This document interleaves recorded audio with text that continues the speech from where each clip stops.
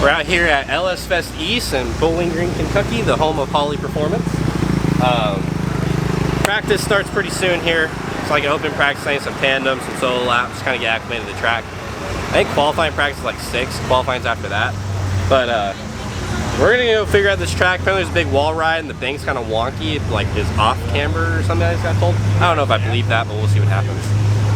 So we're gonna go try not to crash into a wall before qualifying. Might do it anyways. But yeah, we're just gonna go get used to the track and then we'll catch back up at qualifying or something. You guys go like that. Oh god. What are you talking about, Logan? No comment, not on camera. You talking about gangly dongs, dude? This here Stellar tire was a scrub. I did like 8 laps on it. Something like that, 7, 8. And it's still pretty good to go, and everybody's out here getting like a few laps on a set of tires. They should just drive on these.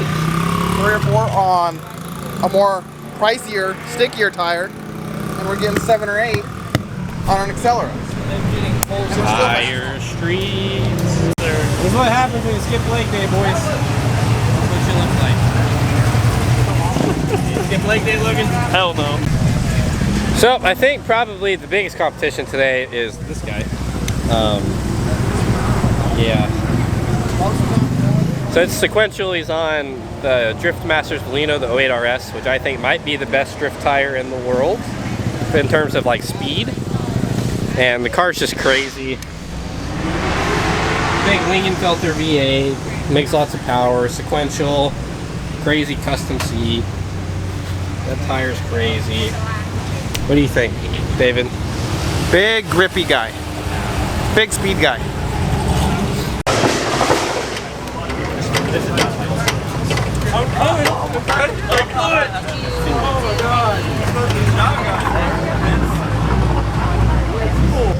Don't touch my belly. You like Trailer Park Boys?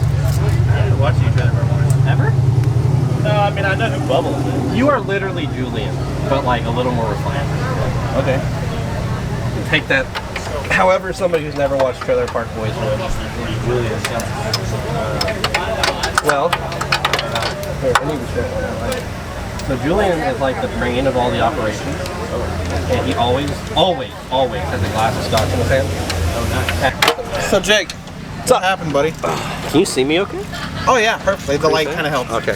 So my first qualifying lap, I'll go real fast, flick to the right with the clutch kick, and then I went to flick back into the bank. As soon as I flicked back, it felt like the front wheels just did this. How was that? And it was really hard to drive. I'll insert like the stream video here. Right now we got Blazing Jake Wise out there from Clipboard, Texas. He's out here walking in just flaming livery there. Bright yellow and red. Nissan 240 on the front. And you see it sponsored by Fortune Auto all across the side of the vehicle. Look at Blazing Jake. Whoa! Jake getting a little jiggy with it there. Coming off course. Not sure if he got 2 tires off. Right on that outer edge of the wall there as he makes his way off the course. Wow, I don't know. It's going to come out to, did he go too far off course? Got to keep at least 3 tires on the course. Otherwise, he get a 0. He said his victory plans are do a big burnout.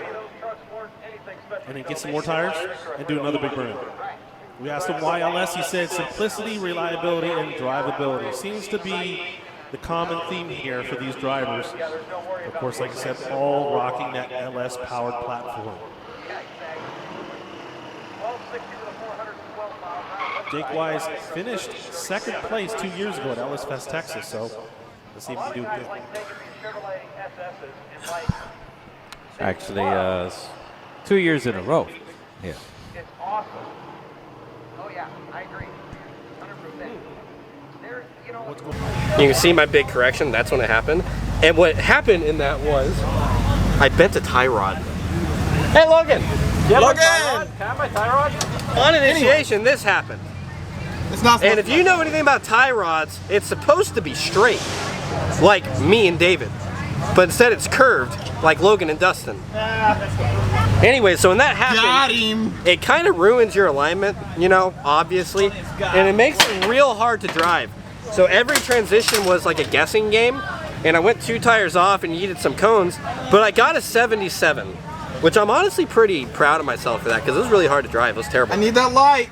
And then what we did was we changed said tie rod, and we noticed the rack was like, it would probably twist like 30 degrees, 40 degrees, a lot, right? Just by tightening the tie rod. So what we did was we were just like, gotta send it, because you gotta get back out there before qualifying is over, or you don't get your second lap. And I thought I might have zeroed, and they wouldn't tell us if I zeroed or not. So what I did was, I initiated, felt a little weird, I was like, I mean, I'm still gonna send it. So I stayed in it, transitioned in outer zone 2, and it was like smooth transitioning, and then flopped to lock and just got stuck there and it spun. It looks like we have Blazin' Jake Wise. Blazin' Jake Wise out there coming to us from Claiborne, Texas, in that Fortune Auto, Tire Streets Holley Performance, Nissan 240 SX, LS3 powered, 600 horses. Sponsored by Smeding Performance.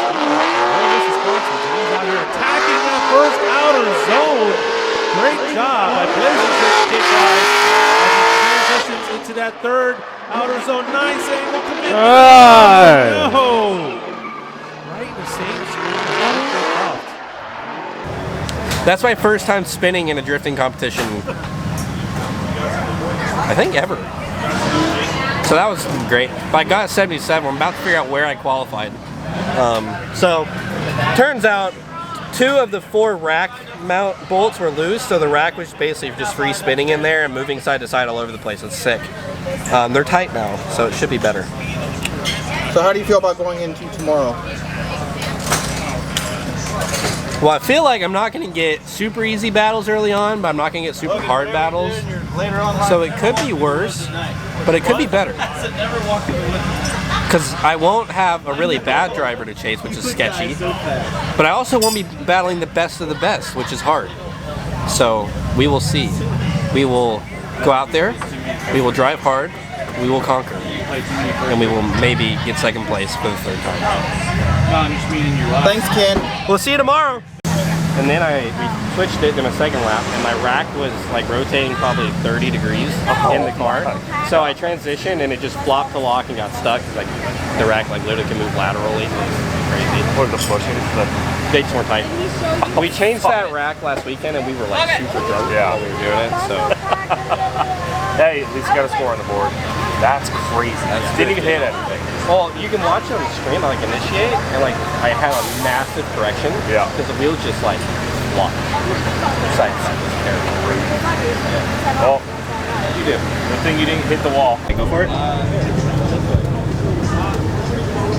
I don't know if y'all can see that, but that was literally just turning the wheel, because what's happening is when one side's at lock, You can see it. it's bottoming out on the sway bar right there, and it's stopping before the other side does, so this side can keep turning about that much while the other side's bottomed out. So I think that might be why we keep bending tie rods.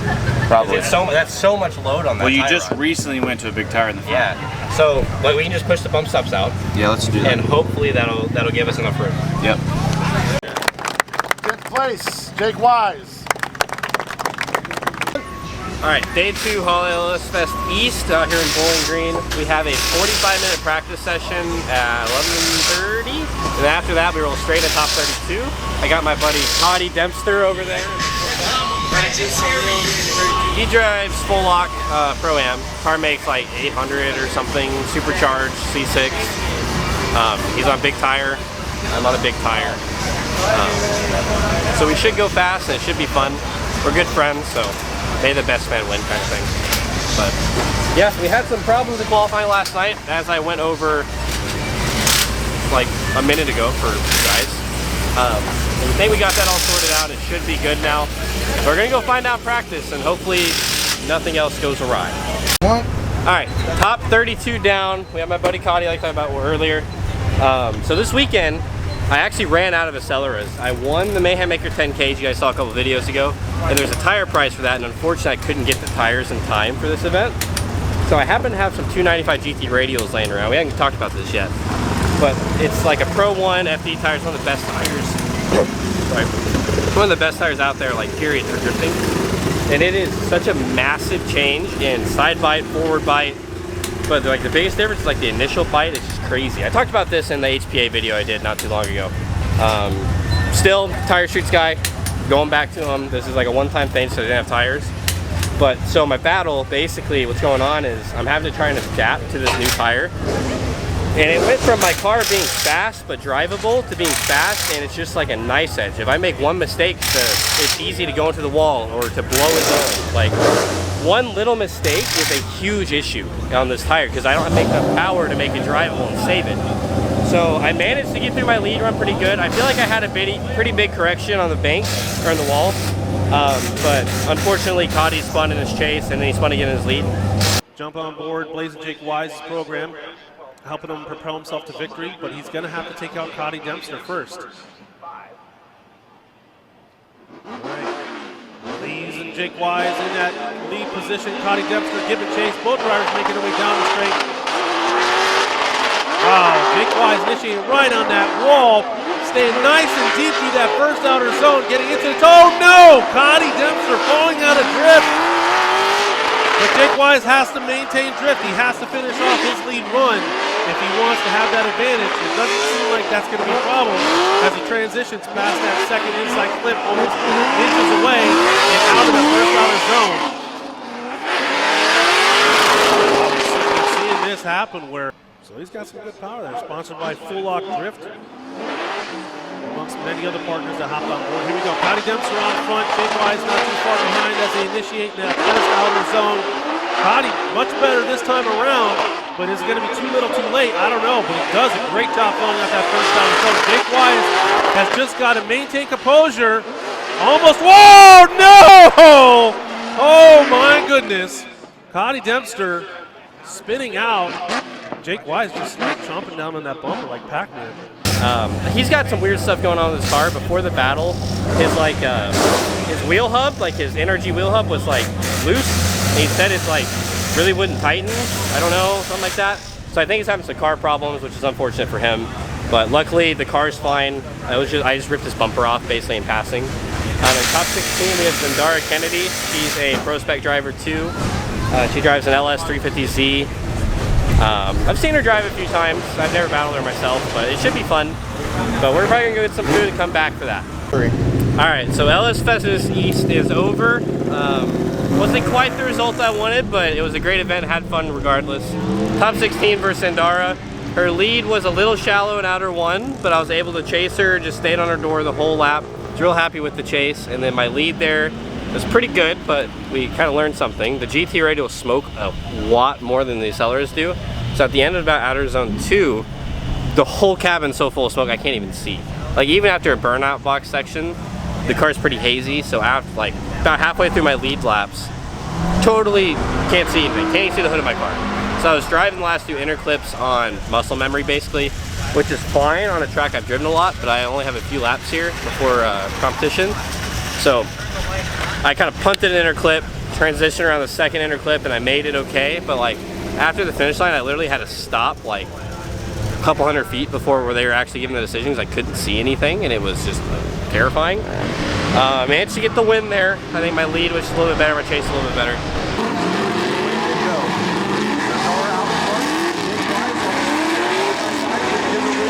Looks like everybody's kind of waiting for the rest, not too aggressive on this region. Zendara Kennedy kind of shallow through that first outer zone. And look at Jake Wise, like on the door, oh my goodness. Just giving a barely transition. Jake Wise. Over Zendara in the chase position, almost pushing her front. Give up for Jake Wise.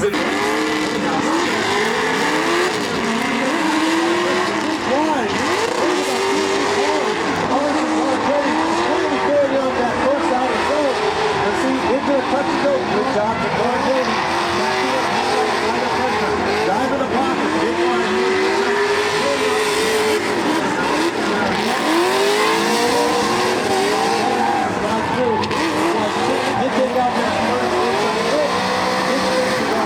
In the top 8 we had Luke Fink. Luke's a good driver. You got to put it down in front of him or you're not going to beat him. And his chase, I didn't love his, on entry he had good angle, and then he kind of shallowed up, and then he re-dumped on the angle of the touch and go. I'll post clips of all this probably before I start talking about the battles or something. So I kind of had to correct for his shallow up of angle, and then I tried to re-correct whenever he angled up, and it kind of put me on a weird line, so my chase wasn't great, but I caught up to him through like outer 2, and then my lead, I hucked it into the walls, basically tracking bumper on the whole outer zone, nailed the touch and go, transition in outer 2, nailed that, and then I couldn't see again. And what happened that time was I was a little more inside on inner clip 1, center punched the cone got caught under my front wheel, and I over rotated, and I made it through the clip okay, but just lead to lead it wasn't really close just because of that. Dropped a couple of tires on the inner clip. My chase was pretty decent. I think if I would have hit those last inners okay, lead to lead probably would have been enough for me to get the win there.